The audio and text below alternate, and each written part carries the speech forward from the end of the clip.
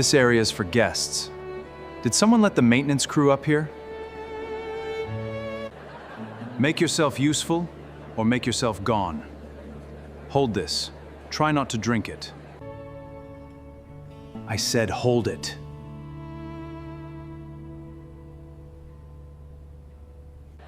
There we are.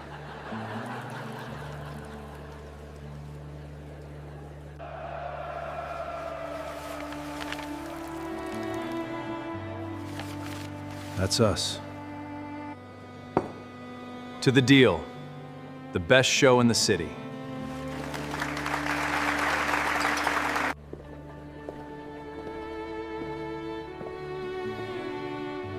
You could have asked one more question. The wine came down slow, red and cold, poured with a steady hand across the back of a gray jacket that had seen 10 winters, and the man wearing it did not flinch. 200 guests stood under the crystal light of the ballroom, and not one of them turned to look. A waiter smirked. Somebody laughed the way people laugh when they are sure they are on the winning side of a room. The man set down his glass of water, reached into his coat, and touched something folded there, a child's drawing, now soaking through with the stain. He did not raise his voice. He did not ask for a napkin. And the whole shining room had no idea that the quiet man they had just humiliated owned the company behind the deal they had all come to celebrate. His name was Rowan. He was 51, broad through the shoulders, with the kind of hands that looked wrong holding a stem of crystal, knuckles thick, one thumbnail gone dark from a hammer years ago. He owned 9 industrial plants across 3 states. He had started with one, in the Ohio River Valley, a stamping and machine shop that his father had run before him, and he had never once stopped thinking of that first plant as home. But you would not have known any of that to look at him. He wore work shirts under old jackets. He drove himself, and he carried, everywhere he went, a worn canvas overnight bag with a cracked leather handle, the kind a man might have owned for 20 years and refused to replace. There was a reason for the bag. There was a reason for most of what Rowan did, though he had stopped explaining himself long ago. 3 years back, his wife Anna had died. It had been fast. A diagnosis in spring, an empty side of the bed by autumn, and it had left Rowan with a boy of 5 and a silence in the house he did not know how to fill. Anna had been the one who talked to people. Anna had been the one who remembered names, who asked the second question, who looked past a man's coat to the man inside it. "You judge slow, Rowan," she used to tell him, laughing. "That's the only good thing about you. You judge slow." After she was gone, Rowan turned that slowness into a rule. He would walk into a room and say nothing. He would let people decide who they thought he was, and he would watch, quietly, patiently, to see how they treated a man they believed had nothing to give them. He called it wisdom, but on his worst nights he knew it was something closer to a wall, and that he had built it, because a man who lets no one close cannot lose anyone else. The boy's name was Bram. He was 8 now, gap-toothed, wild about drawing, and the single fixed point around which Rowan's whole careful life still turned.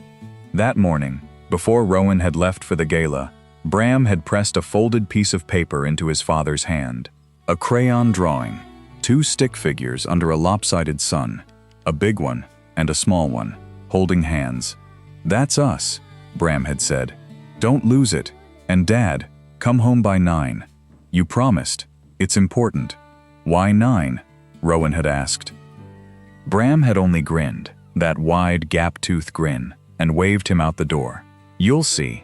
Rowan had put the drawing in his inside coat pocket, over his heart, and he had driven 3 hours through gray weather to a city where a man named Preston was waiting to sell him something. The deal was simple, on paper. Preston ran a supply firm, bearings, castings, the unglamorous steel that keeps a plant breathing, and he had spent a year chasing Rowan's business. Whoever won the contract would supply Rowan's oldest plant, the one in the river valley, for the next decade. 400 jobs leaned on that plant, 400 families. Rowan knew most of them by their first names, and a good number of them by the names of their children. There was another bidder too, a smaller, plainer competitor named Delacourt, run by people who answered their own phones and had never once thrown a party. Preston did not consider them a threat. Preston considered almost nothing a threat. That was rather the point of Preston. So he had thrown a gala. A signing gala, he called it. 200 guests, a string quartet, champagne stacked in a glittering tower, and calligraphy name cards at every place. He had invited investors and reporters and every important person he could think of, and he had done it before the ink was dry, because Preston believed that a deal was really just a performance, and that the man with the better show always won. He had built that show on a floor that was quietly giving way beneath him. Preston's firm was leveraged past its own gutters. If this contract fell through, the polish would crack, and everyone would see how much water he had been standing in. The gala was not confidence. The gala was a man holding his breath and smiling so no one would notice. Rowan arrived in the rain. He came in the side door out of habit, shaking water from his shoulders, and he did not give his name to the valet, who looked at his old jacket and decided, in half a second, exactly how much this person mattered. Rowan saw the decision happen. He always did. He handed over the keys to his plain sedan, kept the canvas bag on his shoulder, and walked into the marble lobby of a hotel that cost more per night than a machinist made in a week. Inside, the coat check smelled of wet wool and expensive perfume. The quartet was tuning. Somewhere, a woman laughed at a joke that had not finished yet, and Rowan, unremarkable in his gray jacket, drifted along the edge of the room the way he liked to, a man watching to see who these people were when they thought no one important was looking. He did not have to wait long. A young server, moving too fast with a tray of glasses, clipped the shoulder of a guest and sent 3 flutes to the marble floor. The sound cut clean across the room. The boy, he could not have been 20, went white and dropped to his knees, gathering shards with his bare hands, and a ripple of irritation moved through the nearby guests. Somebody muttered about the quality of the help. Preston, across the room, frowned the frown of a man calculating the cost of broken crystal. And one guest knelt down. She was in her 40s, in a plain navy dress that had not come from any boutique the others shopped, with a name card that read, Clara. She was not important. Rowan could tell by how easily the room had filed her under nothing. She knelt beside the boy on the cold marble, took the shards out of his hands before he cut himself, and said something low that made his shoulders come down from his ears. Leave the big pieces to me. You go get a broom. Tell them I knocked it. Tell them it was me. The boy looked at her like she had handed him a life raft, and went. Rowan watched her stand, brush the glass into a napkin, and slip away toward the kitchen, without once looking to see if anyone had noticed her do it. No one had. That was the part he could not stop looking at. She had done a kind thing in a room full of people, and she had done it as though there were no room at all. He filed it away. He was good at filing things away. For the next hour, Rowan was a ghost at his own signing. Preston's people did not know his face. The negotiations had run through lawyers and video calls, and Preston had never troubled himself to learn what the buyer actually looked like. So the man who held 400 jobs in his coat pocket stood near the wall with a glass of water, and the gala flowed around him as if he were part of the drapery. He watched Preston work the room, and once, between handshakes, he watched the host slide a phone from his jacket, glance at the dark screen, and slide it back. No message, no answer, nothing. He watched Preston hold a smile a half-second too long after a toast, and cut a look toward a nervous associate by the head table, a look that asked one silent question. Is it holding? The associate gave the smallest shake of the head. Preston's smile did not move, but something behind it did. A woman in silver asked Rowan to fetch her a drink. He fetched it. An investor handed him an empty glass without looking, the way you set something down on a table. Rowan took it. He was watching how the champagne tower caught the gold ceiling light, thinking that it would take exactly one clumsy elbow to bring the whole shining thing down, and thinking, too, of the drawing over his heart, and of a boy who had said, "Come home by 9, it's important."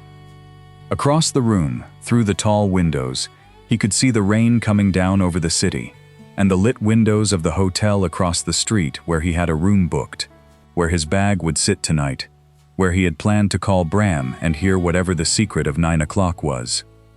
Then Preston found him.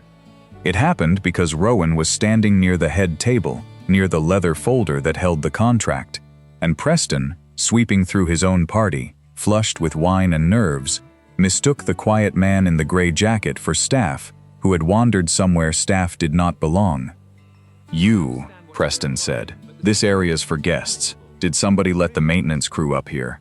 A few heads turned. A few smiles started. Preston, feeling the room warm to him, leaned into it, the way small cruelties always lean into an audience. "Come on, make yourself useful, or make yourself gone." Actually, he plucked a full glass of red from a passing tray and held it out. "Hold this. Try not to drink it." Rowan looked at the glass.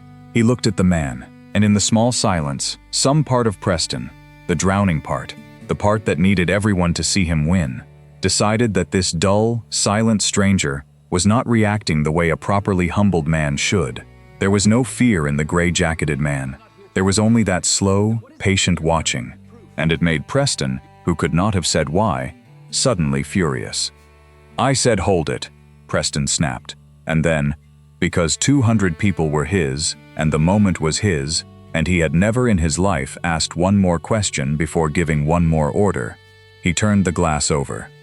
The wine came down slow, red, cold, across the back of the gray jacket. It ran along the collar and down the spine, and Rowan felt it soak through to the shirt, and through the shirt, and he thought, with a strange, clear calm, of the folded paper in his inside pocket, and he understood, a half-second too late, that the drawing was in the coat, and the coat was ruined. The room laughed. Not everyone, but enough. Enough that the laughter had a shape, and the shape was cruelty, wearing the mask of fun, and it filled the beautiful room right up to the crystal. Rowan reached slowly into his coat and drew out the paper. 2 stick figures, a lopsided sun, bleeding now, the crayon smearing, red wine crawling across the small hand-drawn sky. He looked at it for a long moment, while the wine dripped from his sleeve onto the marble, one slow drop at a time. Then he folded it, carefully, along the lines his son had made, and put it back over his heart. "That's us," he said, to no one, so quietly that Preston did not even hear it. He set his water glass down on the head table, beside the leather folder that held Preston's contract. He picked up his worn canvas bag from where it leaned against the wall, and he walked out of the ballroom the way he had walked in, unremarked, unimportant, a man the whole room had already forgotten by the time the doors swung shut behind him. Preston straightened his cuffs and turned back to his guests, glowing. The quartet resumed. The champagne tower glittered. And Preston, who owed more money than he could count and had just poured wine on the only person in that building who could save him, raised his glass and toasted the deal he was certain he had already won. Across the street, in a hotel room with the rain streaking the glass, Rowan sat on the edge of the bed in the dark and did not turn on the light. He had taken off the ruined jacket. It lay across the chair. He still wore his wedding ring. He had never taken it off, and without noticing he was doing it, he turned it once around his finger, and then once again, the way he did when the quiet in a room got too loud. He laid the stained drawing flat on the bedspread and tried to smooth it. The wine had dried stiff, 2 stick figures under a bleeding sun. "Don't lose it," Bram had said, and Rowan had let a stranger pour a drink over the only copy in the world. He thought about the boy, 3 hours away, waiting. He thought about 9 o'clock, and the secret he would now never make it home for. He looked at the bedside clock. It was already past. And he thought about Anna. "You judge slow, Rowan. That's the only good thing about you." He had built a whole life on that. Walk in quiet. Say nothing. Let them show you who they are. He had told himself it was wisdom, and sitting in the dark with wine drying on his son's drawing, he let himself feel, for once, how thin that word had worn. He had let a room full of strangers decide he was nothing, and he had told himself he was above it, and all the while the loneliness had only been waiting in the next room, patient, for the house to go quiet enough to hear it. But he had watched. That was the thing about standing where he stood. It made a very good place to watch from, and he had seen, in one small, unguarded moment on cold marble, a woman named Clara take broken glass out of a boy's hands and tell him to blame it on her. She had good taste in people, Anna would have said. Clara, she had good taste in people too. Rowan sat for a long time, then he picked up his phone. He did not call Bram. It was too late, and the boy would be asleep, and Rowan could not yet trust his own voice. He called his lawyer instead, a woman named Ruth, who had worked with him for 20 years, and who answered on the second ring even at that hour, because that was the kind of person Rowan kept close. "The Valley plant," he said. "The contract. We're not signing with Vane." There was a pause. "You flew out there to sign with Vane." "I know what I flew out there to do." He looked at the drawing. "Delacourt still open to it?" "Delacourt would sign tonight if you let them." "Then let them." He rubbed his thumb over the ring. "Draft it clean. Same terms we offered Vane. And Ruth, there was a guest here tonight. Navy dress, name card," said Clara. "I need you to find out who she is and what she does, before morning." When he set the phone down, he did not lie back. He crossed to the window instead, and stood a while with his forehead near the cold glass, watching the rain slide the city into long streaks of gold and gray. The worn bag sat by the door, still packed, the way it always was. The drawing lay flat and stiff on the bedspread behind him, its little son gone red. He stayed there until the rain thinned to almost nothing, and the sky over the buildings began to go from black to the first thin gray of morning. He did not sleep much, but somewhere in those hours, the wall he had spent 3 years building did not come down. A thing like that does not come down in one night, but a single stone came loose. What he felt, when it did, was not anger. He was done being angry at Preston. Preston was a man drowning and pretending it was swimming, and you cannot stay angry at that for long. What he felt was a decision, and it felt, for the first time in 3 years, like the kind of decision Anna would have reached over and taken his hand for. Morning came thin and cold. The gala's afterglow had curdled overnight into something anxious, because Preston had woken to find that the buyer's lawyers had gone quiet, and quiet lawyers are the worst sound a leveraged man can hear. At 10 o'clock, in a plain conference room 3 floors above the ballroom that still smelled of last night's flowers, Preston sat across a table and watched a door open. In walked Ruth with a folder, and behind her, in a clean shirt and the same worn canvas bag, walked the man in the gray jacket. Preston's face did several things at once. It took him a moment, a long, terrible moment, to place where he had seen this man before, and then he understood, and the color left him the way wine leaves a glass. "Mr. Vane," Rowan said, and his voice was even. "I don't think we were properly introduced. I'm the buyer." Preston started to stand, started to speak, started, God help him, to smile the salesman's smile. "Rowan, sir, there's clearly been a—" "Sit down. Not loud." Preston sat. "You spent a year and $100,000 trying to get me to this city. And last night, you looked right at me and decided I wasn't worth a single question." Rowan set the leather folder on the table and did not slide it forward. "Do you know how much a man learns about you in the time it takes to pour a glass of wine?" An associate behind Preston went very still. "About 1 glass of wine," Rowan said. "That's the whole answer. That's all it took." He told Preston, plainly, that the Valley contract had gone to Delacourt overnight. 400 jobs, a decade of steel, signed and sealed with the plain people who answered their own phones. He watched the man's careful world give way beneath him, and he did not enjoy it, and he did not soften it either. "You could have asked one more question," Rowan said, gathering his folder, "before you gave one more order." He stood, and he lifted the worn bag to his shoulder. "That's the whole business, Mr. Vane. That's all of it. The rest is just the show." He did not slam the door. He simply left, the way he had learned to leave rooms, quietly, and without needing to be seen. There was one more thing to do. Clara worked, it turned out, at a community center in a part of the city no gala guest would ever drive through, running after-school programs on a budget stretched to threads, quietly holding a neighborhood together the way Rowan quietly held his plants together, so that when she did it right, nothing happened at all, and no one upstairs ever noticed. Rowan found her there at noon, mopping a hallway floor. She did not recognize the man in the gray jacket. Why would she? He had been part of the drapery. He told her, simply, what he had watched her do on the marble. He told her he owned the company behind the deal, and that he had decided to place $2 million into the programs she ran, not as a gift to her, but as a wage for work the world kept forgetting to pay for. Buses, books, a roof that did not leak. He handed her the paperwork. She read it once. Then she set it down flat on the mop cart and looked at him instead, and her chin came up a little. "People don't do this," she said. "Not out of a clear sky, not for wiping up broken glass." She shook her head slowly. "There's always a hook in it somewhere. What's the hook?" "No hook," Rowan said. "Everyone says no hook." "I know." He did not look away. "But you took the glass out of that boy's hands when you thought no one was counting. That's not a thing a person can fake. And I've spent a great deal of money on people who could fake anything." He nodded at the paper on the cart. "This is the first check I've written in 3 years that I'm sure of." She picked it up again. "Read it the second time. Slower.